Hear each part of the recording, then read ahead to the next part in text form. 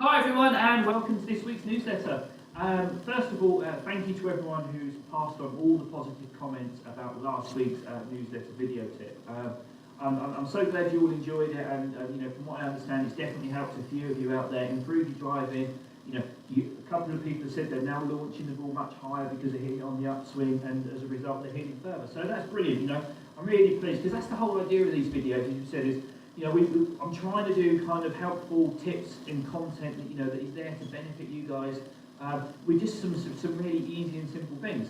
So this week I'm going to give you a tip on how to hit your irons better. Now again, we've done this in the past. We tend to do this every year as we sort of move towards kind of the winter conditions and the ground starts to get a little bit softer.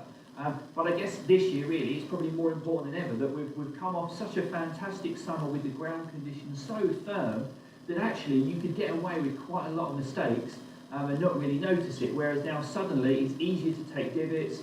If we're slightly out with the contact, it's easy now to hit the ground before the ball and obviously lose a lot of distance. Now there's two things really we see a lot of from day-to-day coaching, and that tends to be that golfers tend to either kind of almost fall backwards onto their back foot as they try to hit the golf ball. So sometimes this is actually a sort of a subconscious move where your brain's trying to kind of add loft to the shot to try and get the ball airborne. Or alternatively, and I guess something very similar, is people tend to sort of flick the wrists. So as they come to the bottom of the swing, the club sort of overtakes the hands, as you can see there. Again, it's another way of trying to add loft to get the ball up in the air.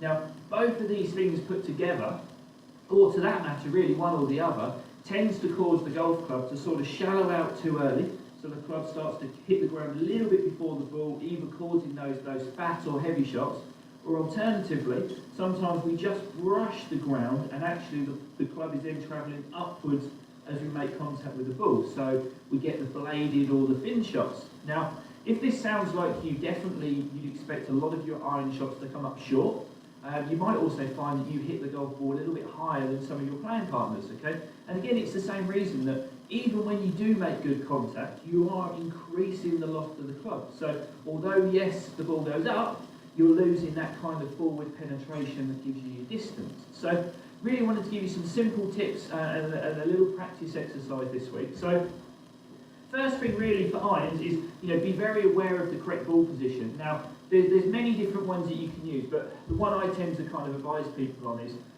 either have the ball in the middle of your stance, as you can see from me there, really for all of your wedges up to 8 iron, and then I would probably go a 25-75 ratio favouring my left foot for my 7 iron to rescue club. So either 50-50 or 25-75. Now I've got, what have I got here, a 7 iron. So I'm obviously going to go 25-75. Again, try and encourage your weight to be ever so slightly on the left, so 55-45.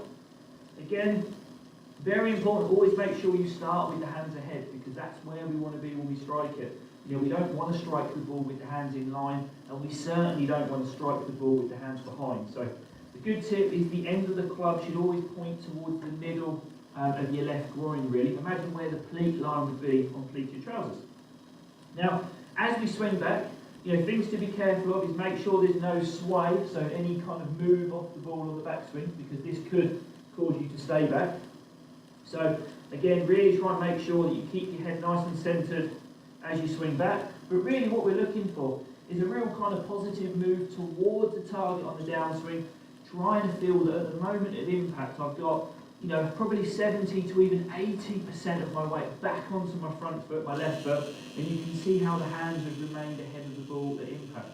This really does kind of get you hitting down into the ball better, helps you hit the ground later, helps you take nicer divots, helps you compress the golf ball, getting the ball coming off the club, nice and clean and nice and fast. So, really what we're looking for, as you said, is that feeling of kind of being sort of there as we strike the golf ball. So, how do we actually do that in the golf swing? It sounds great in practice, but how do we do it? Well, to be honest, the simplest thing is just to place an object behind the ball.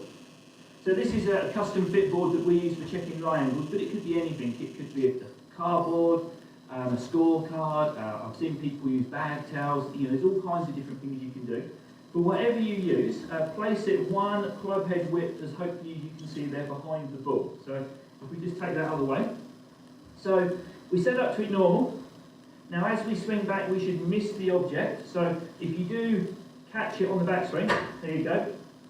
That could indicate that you're taking the club back too shallow to start with. So that's always an interesting kind of observation. So as you said, so we should miss it on the backswing. And then if we're getting that sort of aggressive move onto the left as we strike it, we should be able to come down and kind of miss it, as you can see there. Any hint of me hanging back with my weight or flicking at it with my wrist, or as we said both, you will definitely get that noise. That's the heavy shot. You know, that's you in the middle of winter, catching the winter mat first and sort of flipping it over. So if we just sort of turn down the practice ground, as we've got a little island green here, it's I think it's about 170 yards, give or take. So a pretty good 7-iron. So you can see there without a ball to start with, I've positioned it in the right place. So I should be able to go back and down, as you can hear there, without hitting it. So if we try and do that with a golf ball, hopefully, so I've got my ball position, weight slightly forward, hands ahead, trying to stay centred. There you go, nice crisp iron shot, and hopefully going to land in the middle of the green. Very nice. Now obviously ordinarily this would be a hole in real golf that would probably, well, everyone would hate it, you know, all carry over the water. Definitely we're going to see some people try and compensate and try and scoop it. So if I do a bad swing for you, so I'm going to stay with a good setup. This time I'm going to try and sort of fall back onto my back foot, and you can hear the difference. There you go, so you can see I hit the board first. It's obviously shut the face, so I've pulled it left, but you can also see I've lost loads of distance. So again, real simple tip, you know, to kind of improve your irons, you get your striking it cleaner. Definitely worth a try next time you're down on the practice ground. So I hope you all have a fantastic week. Keep reading this week's newsletter below, and I'll see you next week. See you later, everyone. Bye.